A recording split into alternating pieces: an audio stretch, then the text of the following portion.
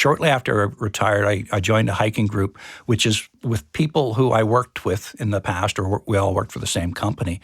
And I was one of the younger ones in there. The ages range from about 55 to about early 90s. Wow. And as I was hiking, I would generally try to head off with the younger group. And I found myself, as I was going up the trail, particularly on the steeper portions, often having to kind of stop, take a bit of a break, and catch my breath before going again. And it was a woman who was in her probably early 80s, came by after she passed me for about the third time. She says, Jim, she says, if you start off the hike with a bit of a plan, understand what the elevations are going to be, and set your pace based on those elevations. And if you keep your pace and follow your plan, you'll have to stop less often, and you'll reach your destination earlier. And I couldn't help but think about how much that reminded me of all the business planning discussions I had with the organizations I worked with over the years. So even though I moved into retirement, you're still taking a lot of those life's lessons with you. Interesting. Yeah. I mean, if you don't know where you're going, or you don't know when you'll get there, or whatever that old saying is. Absolutely. Welcome. This is Uncommon Sense, a CPA podcast presented by the Heshe CPA Knowledge Center. The center is an initiative of the CPA Education Foundation, the charitable arm of the Chartered Professional Accountant profession in Alberta. For the record, this CPA podcast isn't about bean counting. Our episodes feature conversations with Alberta CPAs sharing their insights on a wide range of timely topics. I'm Gordon Turtle, your host for this episode, and our guest today is Chartered Professional Accountant, retired corporate leader, and active volunteer, Jim Downie, FCPA, FCMA. Now retired, Jim spent almost 4 decades with Imperial Oil and ExxonMobil Canada. In his career, he held several senior positions with his employer, roles that saw him work in a wide range of locations from Edmonton to Calgary to Halifax to Houston to Angola. On top of what has been an active and busy career, Jim has always found time to volunteer in many different capacities, using his accounting and leadership skills to support his profession and the community. Earlier this year, Jim's commitment was recognized and honored when he received CPA Alberta's highest honor, the Lifetime Achievement Award, at a gala in Calgary. Jim has joined us today to talk about some of his personal takeaways from a noteworthy career and to share his insights into what being a leader really means. Thanks for being here, Jim. Jim, first off, what does it feel like to be the recipient of CPA Alberta's Lifetime Achievement Award for 2024? Were you surprised when you found out you were getting it? Well, certainly. When I received the call from the CPA Alberta Board Chair, Ruth McHugh, I was both surprised and humbled. I'm certainly aware of the Achievement Award program, but it's not something I even had any idea that I was being considered for an award. There are so many CPAs doing wonderful things out there in the community and for the profession and in their careers. To be even considered within that group itself, I think, was quite an honor. I really feel in a lot of ways I've already been richly rewarded. I think when you do a lot of these activities over your time, you get a lot of personal satisfaction just seeing that it's making a difference. And so for me, that's the fuel that kind of keeps you going. So I certainly didn't anticipate any awards, and it was certainly nice to receive. I would say, though, and in all honesty, none of those accomplishments were done alone. There's always a team of other people around there, whether it was my managers, mentors, colleagues, team members, fellow board members. There's so many other people who've participated in all those activities along the way. But the group that I would probably hold in the highest regard would be my family, and that my wife, Bridget, and our 3 children. I mean, every time I'm doing something, whether it's work or volunteer, I'm not doing something else. And so that support you get from your family is key, I think, to any of these things. So nice to receive the award, but I really think there's a lot of other people who have a hand in that. Well, just from the way you answered that question, I can tell you're probably very deserving of the award, so congratulations. That award is given to individuals who have had particularly distinguished careers over many years. Can you think back to your very early years as a CPA and reflect on what your career goals were back then? And did those goals change or evolve over time? Yeah, certainly. I was a campus hire with Imperial Oil, and to be honest, when I accepted the offer, I was expecting to work for Imperial for 2 to 3 years. My career goal was to work for a small to mid-sized company, And I really wanted to get involved in the business and be able to contribute to the decision making and make a difference there. And so the whole idea was trying to find that way into business, and accounting seemed to be the best door to kind of get you in there and a seat at that table. When I chose Imperial, though, I drove my decision a little bit based on the fact they had a formal development program for their accountants, so I could get in and complete that, have multiple jobs while pursuing the designation. And again, after that, I could then move on to my real career goals. Well, it was about 20 years later, I looked back, and I had 16 different jobs in that 20 years. And I was asking myself, what happened to that 2-year plan? And the reality is I had the opportunity in the jobs that I had to be challenged, to learn, to grow, to do different things. And it really gave me a great feeling around my ability to contribute. But I also had chances to work with a lot of different unique business units and teams. And the decisions you were making were adding value to the bottom line, so you could see that. Where my plan was a big miss, though, was that the small to mid-sized company piece of that. At the time, I was actually on loan to ExxonMobil, which had the largest market cap in the world. So I think I clearly missed on the small company. Yeah, and not quite there. Can you talk about the value of your CPA designation in terms of achieving your career goals with Imperial and Exxon, or do you think the designation is still worth obtaining for young people today? I've always held the CPA designation in the highest regard. Membership in the profession, to me, it allowed you to demonstrate that you'd met the stringent technical, educational, and experience standards. So having that kind of on the door to begin with was an indication that you've met certain standards. It also meant you were bound by the high ethical and professional standards of the organization. So I think that was a credibility factor that was tied to that was important to me. Many of the positions I had throughout my career required a professional accounting designation in there. But that was really kind of just the ticket to the game. Beyond that, it was really, your skills, your knowledge, your experience, your performance, those things became key to opening up many other opportunities.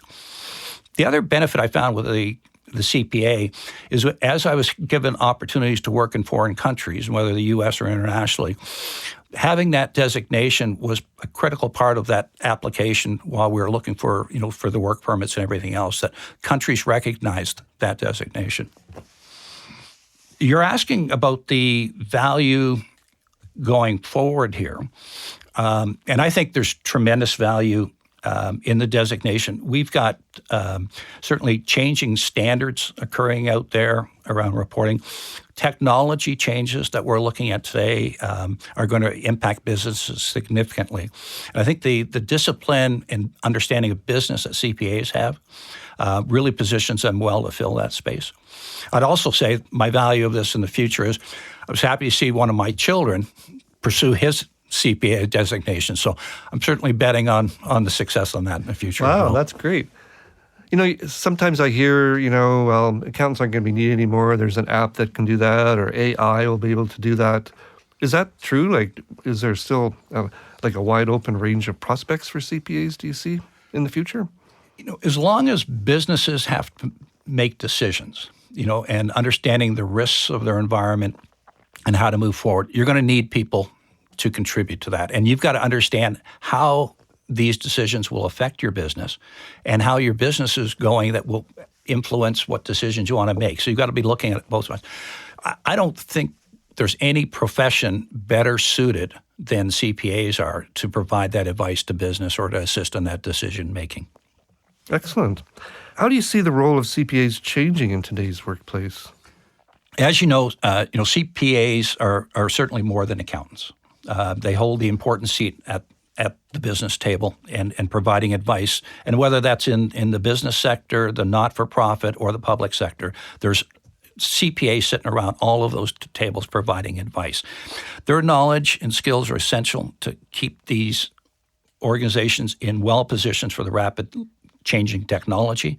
And artificial intelligence is certainly going to be one of the most significant ones. I don't think that we can yet imagine the full impacts that's going to have. But having those individuals with the understanding of their business and their ability to learn and apply that knowledge to the business, I think will position those organizations well for the future. Well, that's good to hear for young people like your son and others who are considering the profession or preparing for it. So, Jim, over the course of your career, you held several leadership positions such as general auditor, as well as different controller roles.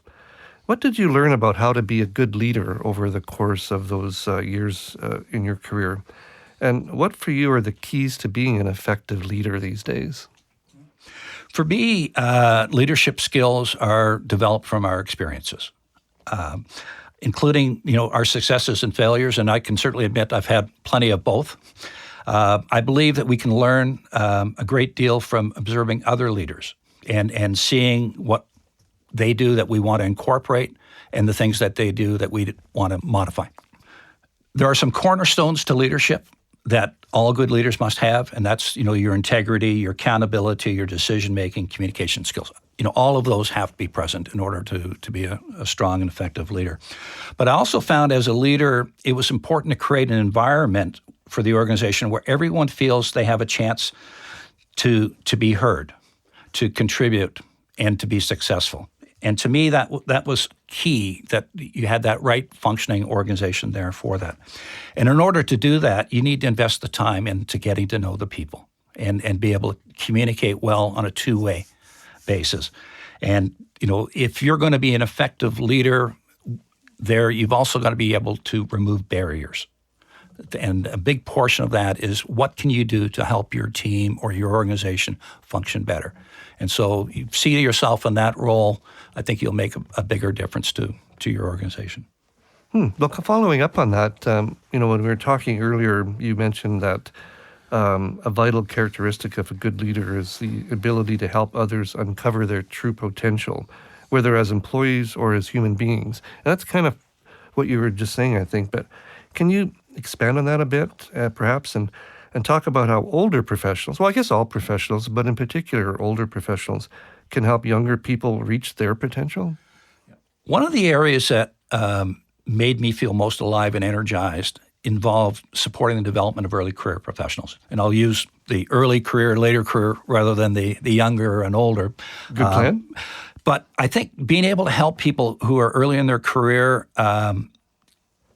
progress. And so that can be establishing formal development programs. It can be, deciding how we advance people, what jobs they get exposed to.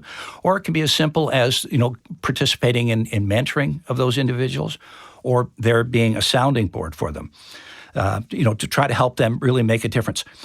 Seeing others succeed and overcome those barriers is probably one of the most rewarding things we can do as individuals. So for us who are more experienced in the profession today, I think we'd find a lot of value and energy coming back by assisting others earlier in their career.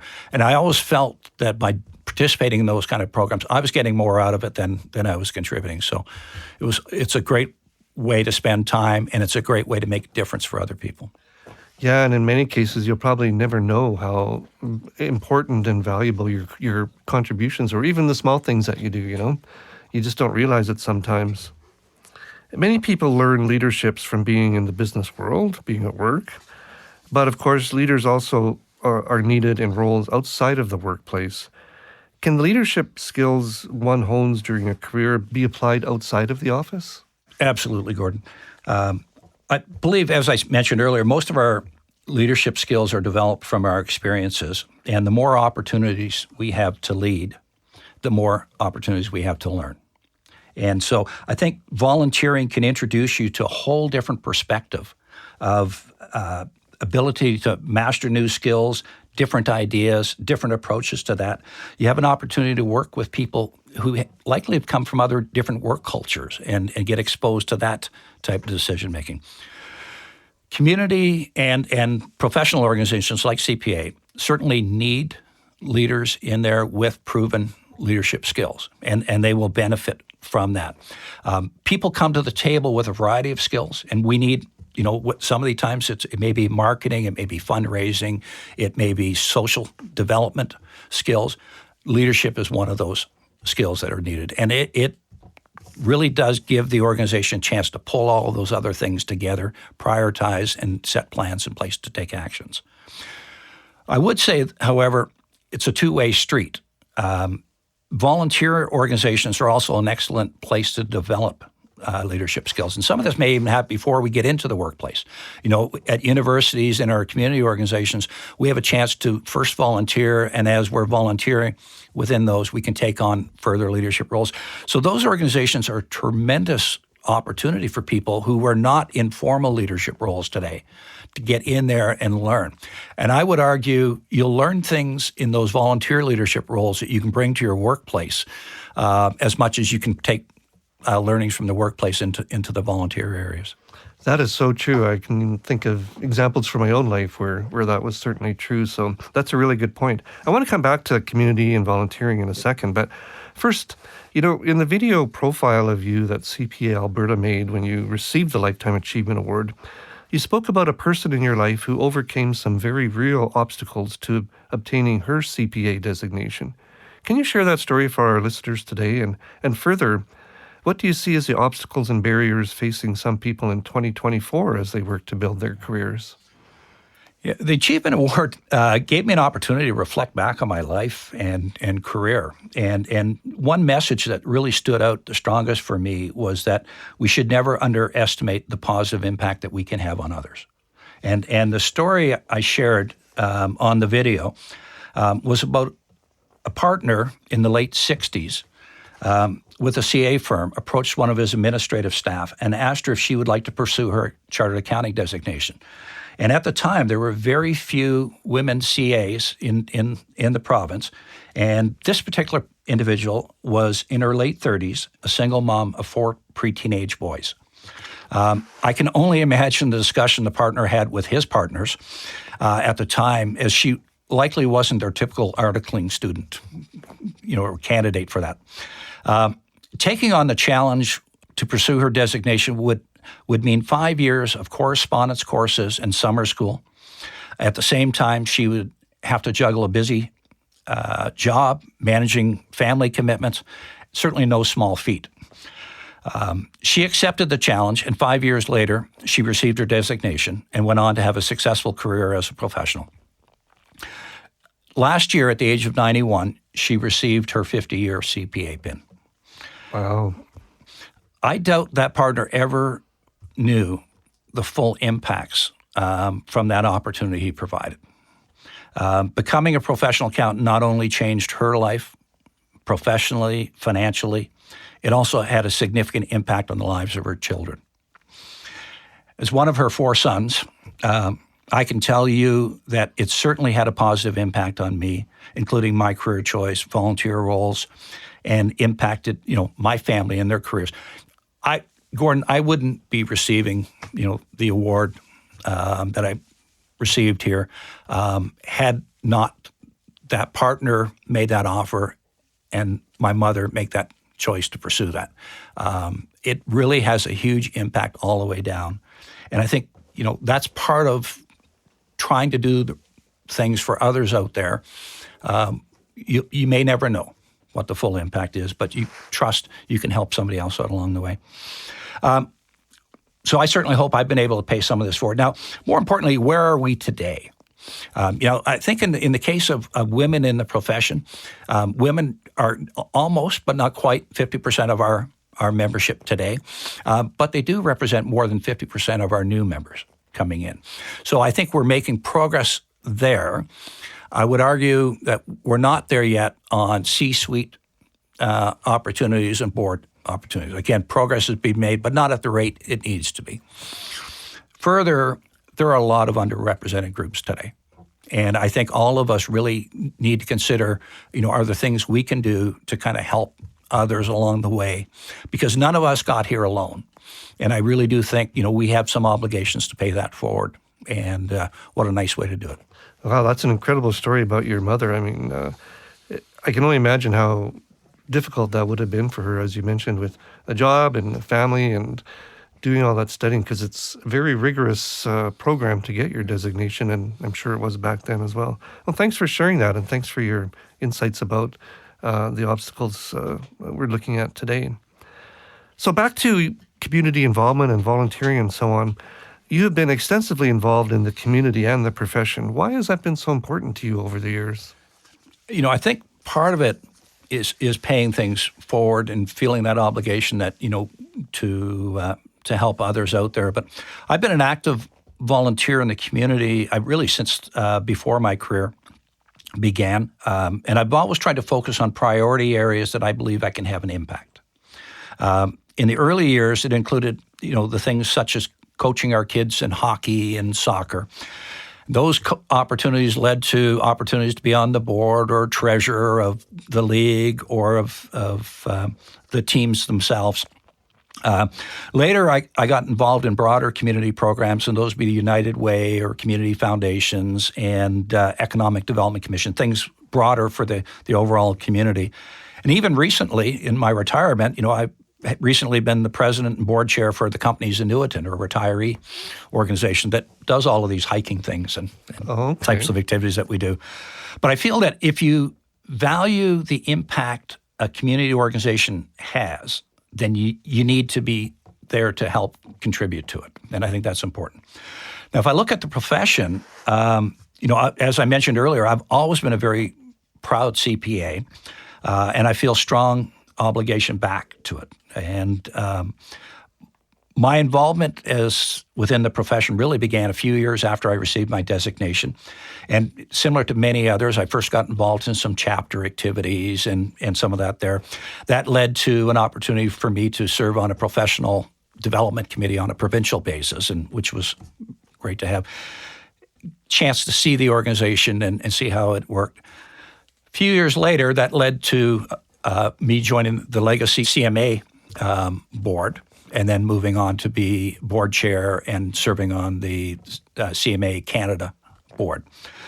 Most of that all occurred in my first 10 years with the organization. So early in, got actively involved and felt like I was able to get in there and make a difference.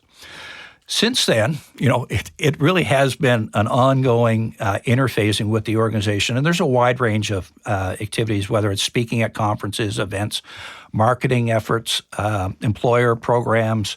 I've served on a number of provincial committees or chaired several of those as well. But every one of those opportunities, have been extremely rewarding personally. And more importantly, the people you've gotten to know and work with, it really does make it a great opportunity and great experience. I'm beginning to think you might be one of those people who can never say no when someone taps you on the shoulder. Is that true? I think there's a bit of the don't say no. I mean, it's interesting when you look at a lot of these committees and volunteer opportunities. Most people who are on those volunteer roles in that have very good careers. Most of them have active family obligations, and many of them are on other community boards and positions out there. And so sometimes it's hard to say no to those people. To say to them, I don't really have the time to do this. You got to reach down pretty hard to be able to justify that to people who are doing so much and making such a difference. So, yes, you're right. Sometimes it's hard to say no. Well, just for our listeners, Jim referenced the CMA Legacy designation. So in Canada, the CPA designation, or Chartered Professional Accountant designation, has been around for, I guess, about 10 years. And prior to that, there were three separate regulated regulated accounting designations: the CMA, the CA, and the CGA. So many accountants who have been around for a while have both the legacy designation and the current CPA designation. So in what must have been a true highlight of your career, Jim, you spent 3 years working in Africa, specifically in the country of Angola. I understand that while you were there, you became involved in some very important community building initiatives. What was that experience like for you? So let me first start. I'll just give the listeners a little bit of background on Angola, because I didn't know a lot about it until I had the opportunity to consider a move there. Angola is located on the west coast of Africa. It's north of Namibia and south of the Republic of Congo. It's the second largest Portuguese-speaking country in the world, and many people don't realize that. The primary language there is Portuguese. It had a long civil war after receiving independence in 1975, and that war only ended in 2002, so fairly recent. The country has large petroleum reserves, which are contributing to significant economic growth. Unfortunately, the wealth is distributed to a few, and the large majority of the country's 37 million people have a standard of living and life expectancy considered among the lowest in the world. So quite a difference in there. It was also one of the most interesting assignments of my career. As a controller of SO Angola, I thoroughly enjoyed working with a young organization in a quickly growing industry with significant impacts on the country's economy. Almost all of our financial team members were Angolans. Many had completed a portion of their post-secondary education outside the country. It was and is today, a very bright and talented group of professionals. One thing I really enjoyed, though, as you mentioned in there, SO Angola had community action teams. And these were teams that were put together where employees, including our expats, performed volunteer activities around the city of Luanda. There was a range of volunteer activities, including street marches and awareness programs for AIDS, HIV, breast cancer, prostate cancer, and encouraging testing in those areas there. We're also involved in things like cleaning local beaches. But probably the area we enjoyed the most and put the most amount of time into is working at the local orphanages. And that involved everything from painting to building bunk beds to putting up mosquito nets. But the best part was in December. We got to go to the orphanages in December and distribute gifts to all the children. And I mean, that was certainly a very rewarding activity and time. My wife, Bridget, and some of the other spouses of our expats volunteered to work at one of the orphanages every week to help teach English and do arts and crafts and those types of things. And over time, we became very close to the children there and got to know them personally.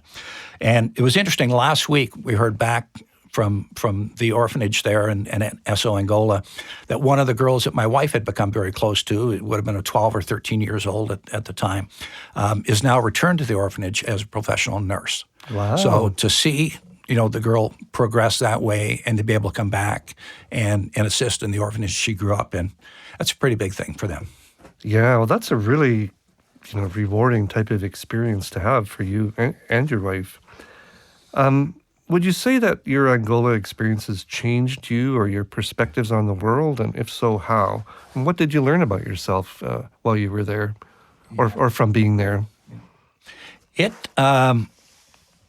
was certainly a life-changing experience. We identified Angola as one of the countries that I was interested in possibly taking a career assignment in. And so we did some work in trying to understand the country before even putting that on our list. And then when the company came to me with an offer to go there to work, then we did much more of a deep dive to try to understand the country and trying to know more about it and the people and the living conditions. And that involved reading as well as talking to people who have lived and worked there. Despite all our research and our travel experiences, we still weren't fully prepared for the poverty that was visible there. Even before the plane landed, you could see how much of the land areas there were covered in housing, for the mass population there. It was something we certainly hadn't seen. Most of the individuals living in the city there do not have access to running water or electricity. And so it's, they're facing serious challenges. Even our employees, who are well paid and doing well, the idea of having that power at your house every day or water running in their apartments and that is not something they could regularly count on. Food insecurities and things like that were evident there. So, at their level, they would be experiencing it. At the mass population level, it was tough. They do have a difficult time. And at the same time, there's illnesses like malaria and that they face. So, you got a sense as to, the what life there was like for the majority of the people. But what surprised us most was the people themselves. And, that's the benefit of being able to live in country and get to know the people. And even with all the challenges the people were facing, the high level of kindness, openness, welcoming you was amazing and far different than I would have expected. Angola is a very social culture. The people there generally do look out after each other. And even if they don't have much, they'll do what they can to help their neighbor, their family member. So there's a lot of things there I think we could learn here, and things that we take for granted here. So one thing is things that are problems and issues here, we just have to stop and pause for a minute and say, yeah, we're okay. Yeah. Well, those are lessons that, are probably with you for the rest of your life, for sure. In the video I mentioned earlier, you spoke about the importance of stepping up, not stepping back, when given the choice of helping others. I really like that phrase, stepping up, not stepping back. So what are your thoughts on the importance for young people today of stepping up, even if they don't have the chance to serve abroad and do the kinds of things that you've done? To me, it's a reminder that we're often presented with opportunities to help others or make a difference, either in our organization or in our communities. And we often rationalize why we can't do it. And often that's because we're too busy or it's somebody else's responsibility. When this happens, I think the individual really misses out on an opportunity, not just to help others, but I also think there's that warm feeling back that you are making a difference, and that you are helping someone else and have made their day better. So I think you can miss some of those things. As I mentioned earlier there, when I look at the board and committee members involved in the profession and the community, like I say, many of these people are extremely busy and doing things. And it is because they say yes rather than reach down to the reason jar as to why they can't do it. And I think life's a lot more fun, when you can get out and make a difference for somebody else and put a little smile on their face. Yeah, well, that makes a lot of sense. I remember a teacher in high school told me, how does this go? If you need something done, ask the busy person because the others have no time. And it sounds like that's kind of what you're saying in a different way. I want to close our conversation today by asking you if there's someone you've encountered over the course of your career, perhaps a boss or a colleague, who had a profound impact on you, and if so, how? You don't need to mention any names. Yeah, let me, if I go back to really early in my career, I was about 10 years with the company, and my manager came to talk to me about a position the company was planning to move me to. And the discussion didn't go well. I felt the position was not consistent with my career objectives. It appeared to be more of a backward move. The business was low profile, and the work wouldn't be that challenging. I equated their decision to offer me that role with how they valued me. And it was leading me to think, well, maybe I need to kind of retest my career future and what I wanted to do. And sure enough, early the next morning, about 6:30 in the morning, the controller came by my office to talk. He never dropped into my office to talk. And so this was unusual. But he had heard that I was not happy about my potential next assignment. And he went on to explain to me why they wanted me for the position. And he outlined three key reasons. First, the area had recently been audited, and they found significant control concerns. Second was the company was planning to centralize our field accounting activities into that unit. And if that wasn't enough, they were also going to be implementing an ERP, enterprise accounting system, in there to replace all of the homegrown systems. And they wanted to do that over the next 2 years. And so he outlined that's why they wanted me for the role. So despite the optics I'm moving to this job and my ego, I accepted the position and the challenge. 2 years later, I had delivered on all the commitments with great team support, and by doing so, gained increased respect and credibility within the organization. What really started off to me as a poor career move turned out to be an excellent one, opening up other future opportunities. So my learning on all this was focus first on what you can do for the role, as opposed to what the role will do for you. Since then, I've taken that opportunity. Anytime I've looked at volunteer positions, career positions, others, I've always tried to understand what impact can I have in that role? How can I make a difference in that role? And I don't want to just fill that seat, but rather make a real difference. And if I can't do that, I'm not likely the best fit. No, that's some great advice. I mean, think about what you can do for the role, and that's looking at things quite differently from the way sometimes we're taught to think about things. So that seems like the perfect spot to wrap up, Jim. Thanks so much for coming in today and for speaking so genuinely about yourself and your experiences. It has been fascinating to hear your story.